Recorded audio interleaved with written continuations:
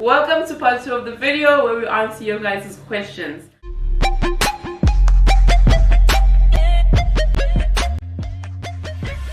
So the question that we have first up is, where can you work as a physiotherapist? Like in what type of environment, what places? I see you is training. But I think that's where the money is, no?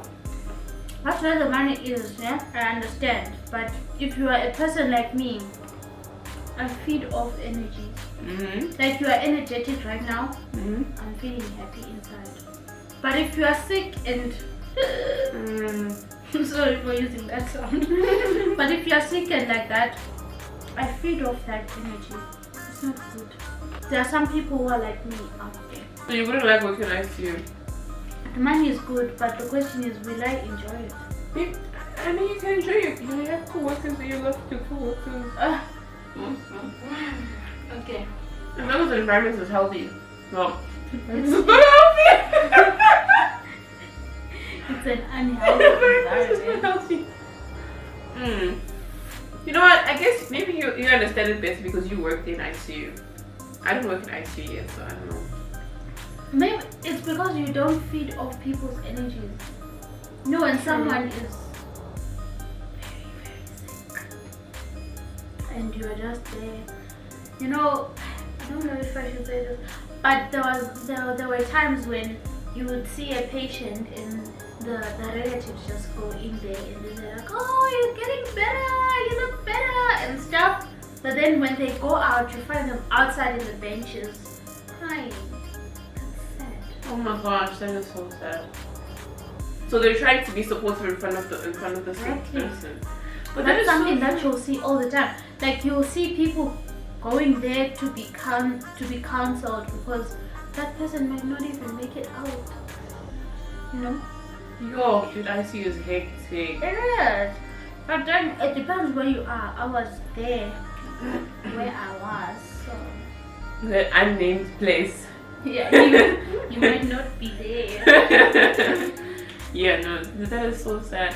The fact that she has to be so strong in front of that person, because actually, your presence and your mood, it actually affects them. So if they start seeing you being sad, it can make them depressed, which also affects their healing process, affects their time in ICU. Oh.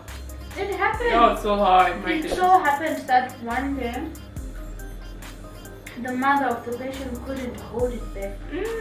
No, it was so she was trying to do, was like trying to talk to you, but at the same time was thinking like those tears. That's so It hard. was a cry me a river moment.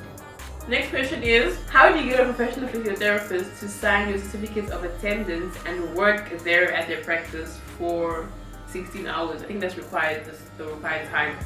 Are you required to work there? Or you just shadow. Yeah, well, shadow. Well, the answer is simple. Attend. What do you mean? No, like, how do you find a place, you know, a practice or like a place to go to? How do you, like, how would you get them to allow you? Like, you know what? The biggest advantage that people in first year have is that they look cute. It's cute that you wanna be a physio when I'm already a physio. So if they're not nasty, I encountered some nasty physios. Yeah, but if you find a very nice physio, I don't know. Yeah, no. If you find a very nice physio, they'll make sure that you learn, not just shadow. That's true. That's true. Because for my Ethnicity, we were supposed to shadow before go in, and then we were supposed to shadow for 20 hours. It was 16 hours for first year. Oh yeah, and then 20 hours for first year. Yeah. That first year lady, she made sure that she divides my days into 5-hour days, so that I go there for 4 days and then I see. I went there 2 days. I'm like, I have to finish this as soon as possible. No, for me she was like, you need to see different kinds of patients. So we're gonna split this to 4 days. You're gonna have 5 hours for today, 5 hours for tomorrow, 5 hours for the days that follow. That's nice. Yeah. So you're saying that you just go to like. Okay, so I think you have to go to like a physiotherapy department. Yeah? So you go to a hospital, you go to the physiotherapy department, you speak to the receptionist, You tell them, listen, I am, whether if you're in grade 12 or you're a first year physio student, my university requires me to shadow a physiotherapist for a certain amount of hours. And then I have a certificate that they need to sign when I finish the hours, and would it be possible for me to do it here? If it's fine, then they will accept you and they'll tell you how things are done. I don't think it's that hard. I don't think many places will tell you no. I don't think many people have a problem with someone shadowing. So. But then you should also remember that some people are just not friendly. Yeah, that's true. Like for me, the way I did it in Zodi, I'm full, but I only ate the wings and the chips and that one bit.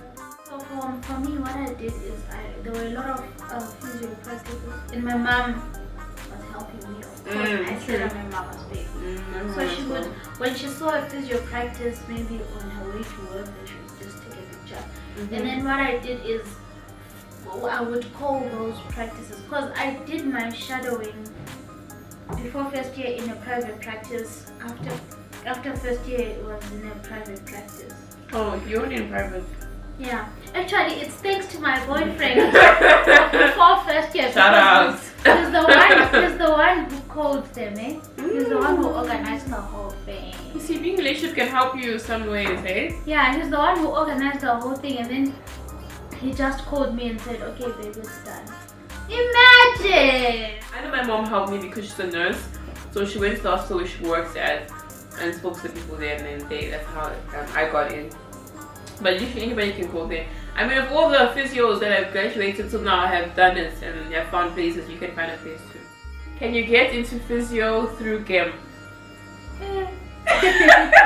Like one of our lecturers said that there could be a possibility that that thing will be introduced. I don't think we should be talking about it here, eh? You can. He spoke about it like it's some highly confidential shit. No, why did they tell us no? Anyway, yeah, so, yeah, you can. No! You can. Not it's yet. Not graduate entry Medical program? GEM is for medical students. Yeah, GEM is for like the medical students, the medicine people. But you can take a bridging course, I guess. When? Dude. I'm not in physio, in physio you can't. If you did. In physio there's no GEM, there's no cutting down your years from 4 years to 1 year if you did another degree. If you did 5 degrees before, you'll still do the 4 years of physio. That's how it is. But you can get credited.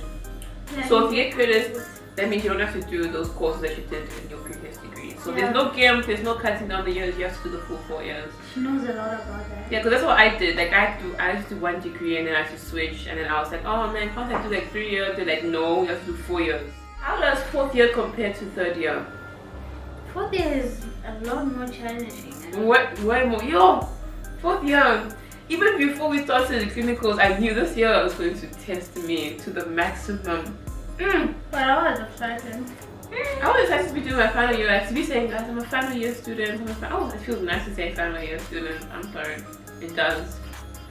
But the workload, already in pre-clinicals, you could see the workload was about to hit. It was hitting. Guys, trust me, these things come with a lot of pressure. Yo, it comes with stress, let me tell you. The pressure that comes with wearing scrubs. Like sometimes I have this imposter syndrome thing where I feel like I shouldn't be wearing these scrubs because of how much this thing is mooring me. Because tests will moor you. Especially for me, I usually fail my tests. How would you compare, like when you started 3rd year? Because I feel like when I started 3rd year, I knew so much of this, because especially with the clinical side of things. That was your first time getting to clinicals, so going to hospitals, treating actual real patients. For me, like my first vlog, I did not want to communicate to anybody. I didn't want to talk to a patient, I didn't want to touch, I didn't want to treat. I just wanted to stand back and watch. I didn't want to get involved because I was just so scared I would do the wrong thing. I didn't know how to communicate properly with like a patient. You know, there were so many things, and also mind blocks. You're just like, I don't know what to do. So I feel like it was like that in the 1st and 3rd year, and then 4th year I'm like a lot more confident talking to patients. You know, you're more relaxed, you're more chill. You're like, oh, so how are you? Like, what's going on? You start laughing, you know, joking around with your patients, like professionally joking. Yeah, but you feel like I feel compared to last year, I'm actually can still have feelings of inadequacy. compared to last year, would you not say it's a bit, you feel slightly more confident? Yeah. Because you know that you went through the whole 1 year and you managed it. No, dude, I started with ICU. But you did the whole, you did, no, hold on, talk about last year. You did a full 1 year of clinicals last year. And you made it through. And now you're doing clinicals again. Even though it's a little bit like one step higher, you're still doing clinicals. Yeah, you can say I had a bit of confidence. A bit. Mm-hmm. Because it was ICU, dude. It's like pediatrics and ICU are almost the same because you're dealing with fragile babies. Yeah. You know? Like with ICU, I felt like, okay, this patient is on a vent. Oh, when I'm suctioning, I'm gonna do this, I'm gonna do that. Candy. Actually, on the second week, I was there. You know, it's different. It's just the first week, second week. Yeah, you just go in there, just pre-oxygenate, you are in. And then you are done. You know, but on the first week, I won't lie. I even had this degree because that year I was doing neuro. We were both doing neuro first block. I had a stroke patient. Not this lady. She was tall, right? Like I was looking at her face like this.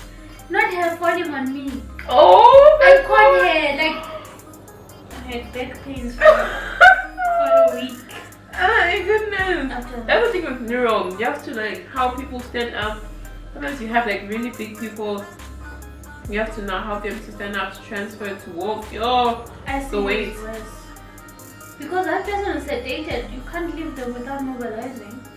Even just bed exercises, you don't do like your passives. You do passives, but they have to move. You have to roll them. You can't just leave the patient like. You have to make sure that you mobilize them because the secretions and all of that. I'm sorry, we're eating and fine. But so you take out the secretion. It's like yellow, greenish. It depends. Have you seen that green? Like it's not disgusting. It's thick. Very thick. And then you have to. Oh God! There's this concept supervisor who was it? Have a hellhole. I won't say the name. He used this word to describe it. You know when you introduce saline to the airway so that the secretions become easier to pass. Yeah, that helps. Yeah, it does. So to moisturize it, to loosen anything more fluid. That pain of actually trying to go from sit to stand with a patient, and then there's this like the pressure sore situation. Yeah. She had a patient who I had it again this year. She had a patient who had a really terrible pressure sore. The stench. Yeah. Oh, God bless. She has PTSD. Like she knows the smell. Can you still remember the smell? I can smell it right now. I can smell it right now. That's why they say you must mobilize these people because they will develop these pressure sores that are terrible. And it's good for their lungs, it's good for them. So it comes with a lot of benefits. Physio is nice. Yeah, physio is very nice. And it's I feel like to enjoy physio, you need to actually be there. Yeah. Like you can't be there and then be here. Otherwise, if you I'm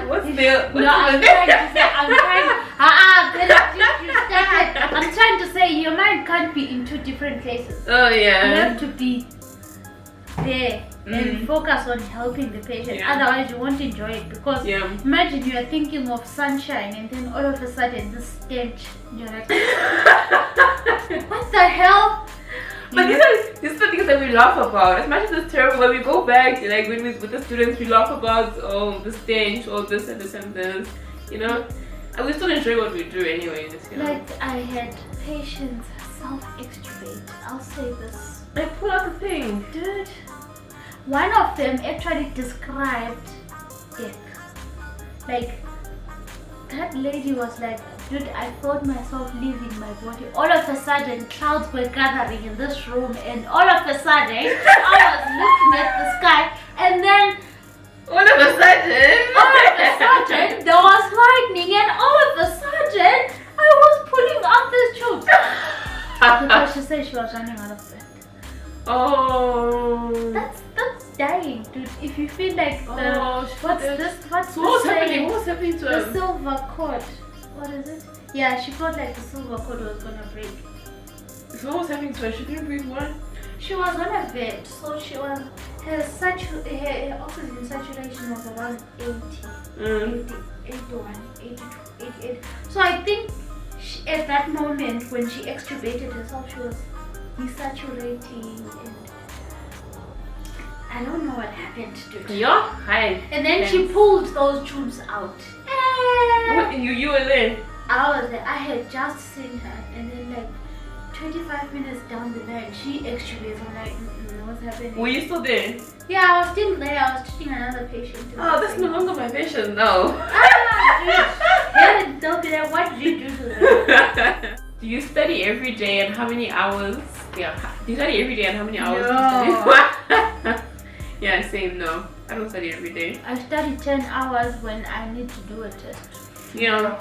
But I mean, like, daily you do like the things that you need to submit now. So like your forms, your assessment forms. Normally you like. Dude, if there's one thing I've learned, the assessment form here too wasn't as long as we thought it was. Because for ICU, once you tell our values, you are set. Because you just fill in and then you interpret the values and you do calculations. Another advice for you, though.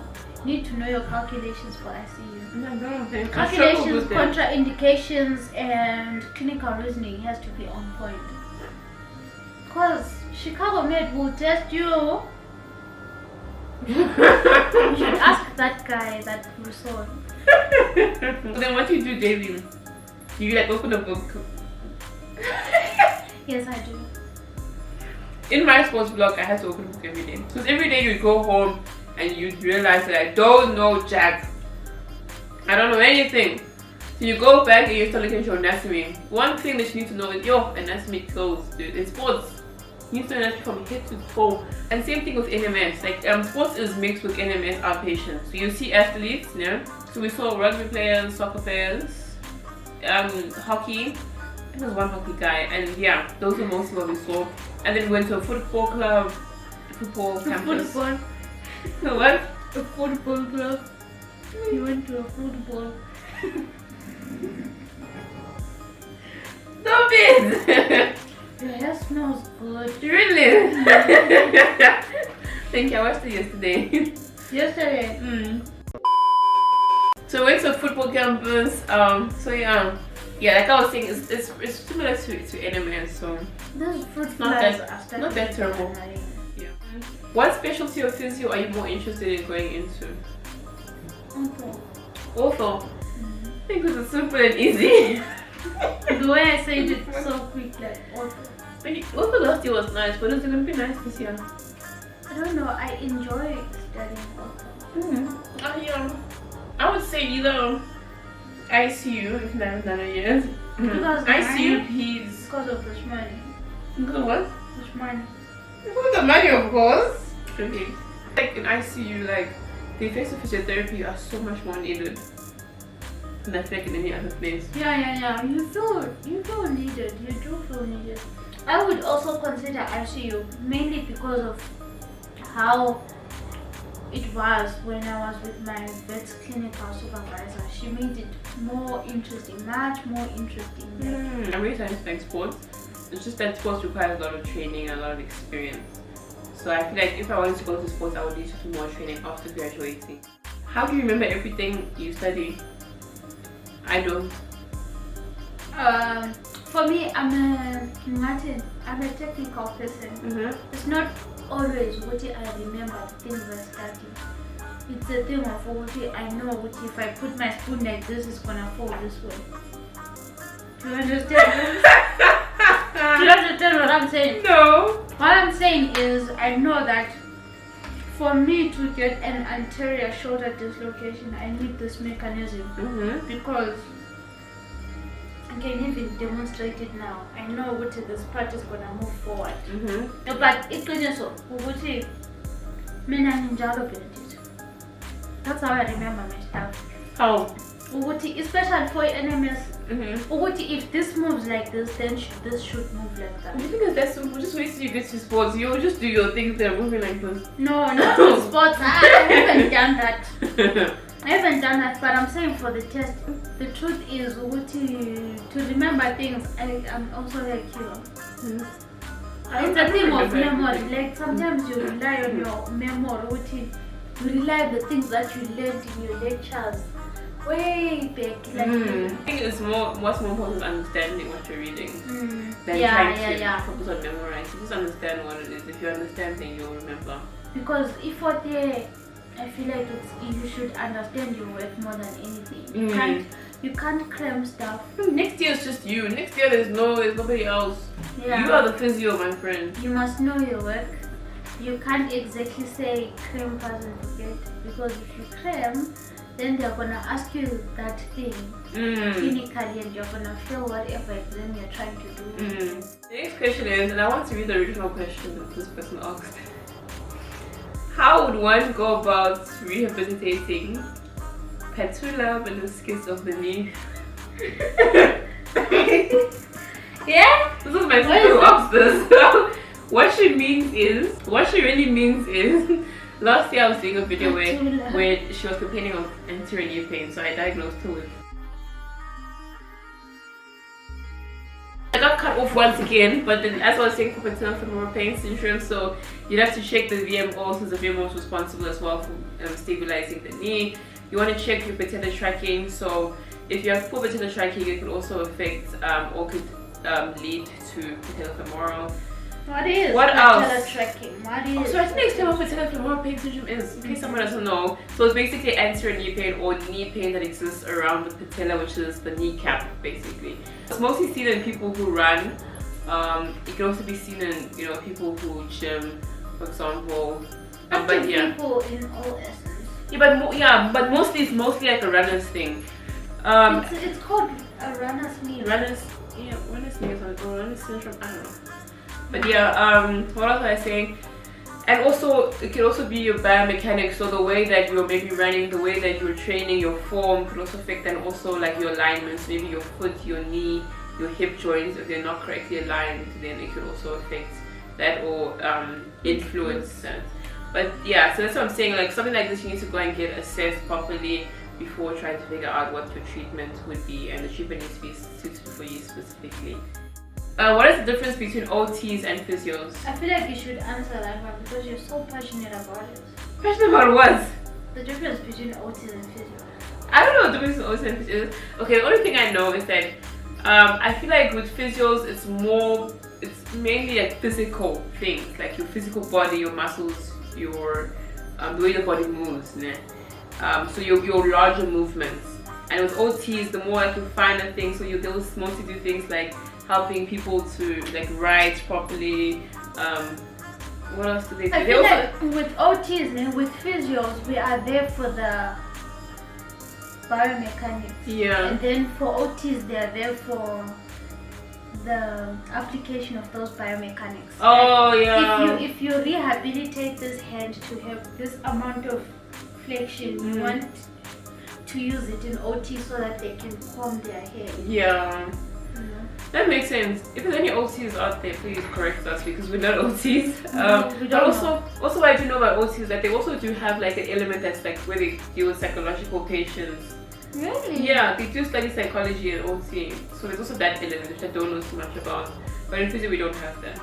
So yeah, OT is in some areas OT and physios can work very closely together and some things are similar. But for the most part, they are two different OT is very interesting areas. Because those people were knitting at some point. Yeah, they do quite interesting things in OT. You see them knitting, you see them carrying their toolboxes with all their stuff inside. But they have a really great role for patients. Yeah. I feel like especially in neuro patients. Definitely in neuro. But yeah, we don't know so much about OT, shame. Who works harder between nurses and physios? Dude, let's do nursing. Shame, the nurses work hard, guys. Won't even lie, eh? Won't even lie, nurses work hard.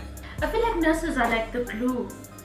You'll see this when you're in ICU as well. ICU has taught me a lot. Nurses are like the glue. Honestly, they are there to make sure that the patient is well in terms of taking care of them for their day-to-day needs. So if anything happens to the patient, the nurse will definitely know, because they have those handover things, right? You know everything, hey, nurses know everything. This one nurse will look after this patient up to this time. They know the medications, the dosages, and everything. So, and everything is written down. That books, they have books about everything. If the patient just moves, they will tell you where that patient is. They will find the patient. Like nothing goes unnoticed or unreported. They're like the glue to everything, because they update doctors in terms of what physio did and physio in terms of what doctors did. Like, no. Definitely, nurses work very hard. Obviously, they have to know everything that has to do with the patient. Whilst with us, it's just like the rehab part. So we don't really need to know like the specifics. Basically, we don't really go that specific. We don't really go that specific. But my advice is that whoever is doing pharmacology right now, concentrate. Okay, concentrate. In physio. Yeah. The implications of medications on physio, those things will haunt you till you go and take that book. All I can say about physio is that you might think you're curious, but you're actually not. Yeah, that's true. That's true. Physio is hard. Physio is as hard as any medical degree that you can get out there, because it's very difficult. You have to study a lot. Like, as long as you're in medical school, you have to study a lot. So with physio, there's a lot of things that you have to know, because you have to know the pharmacology, you have to know what happens to what muscle when someone does what.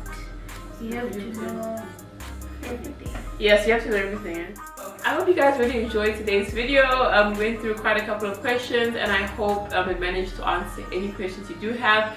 If you still have more questions, you can always leave them in the comment section. And please do give this video a like, comment, and remember to subscribe. I'll see you guys in my next video. Bye!